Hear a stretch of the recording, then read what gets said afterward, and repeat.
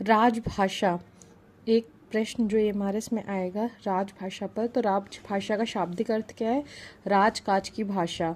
जो भाषा देश की राजकीय कार्यों में प्रयुक्त होती है वह राजभाषा कहलाती है। मतलब जो भी काम गवर्नमेंट के होते हैं उसमें जो लैंग्वेज का यूज़ किया जाता है, जिस भाषा का यूज़ किया जाता है उसे राजभाषा कहते हैं। और भारत की राजभाषा ही हिंदी है। ठीक है। राजाओं और नवाबों के ज़माने में इसे दरबारी भाषा भी कहा जाता था। राजभाषा सरकारी कामकाज चलाने की आवश्यकता की उपज होती है, क्योंकि बिना किसी भाषा के हम लोग कोई भी काम नहीं कर सकते हैं। भाषा की ज़रूरत पड़ती है, तो उसके लिए भारत में हिंदी का प्रयोग होता है अब, और अंग्रेजी का भी। स्वशासन आने के पश्चात राजभाषा की आवश्यकता होती है। प्रायः राष्ट्रभाषा ही स्वशासन आने के पश्चात राजभाषा बन जाती है। भारत में भी राष्ट्रभाषा हिंदी को राजभाषा का दर्जा प्राप्त हुआ है।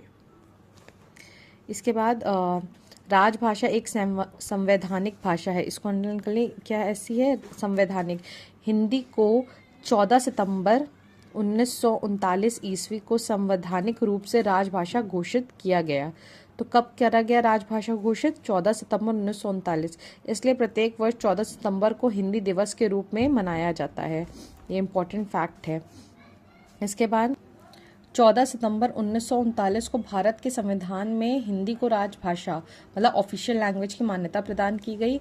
भारतीय संविधान के भाग 17 में अनुच्छेद 343 से 351 तक राजभाषा का संविधान में प्रावधान किया गया है, तथा संविधान की 8वीं अनुसूची में 22 भाषाओं को मान्यता प्रदान की गई है, जो कि निम्न है। जैसे कि अनुच्छेद 120 में संसद की भाषा बताई गई है।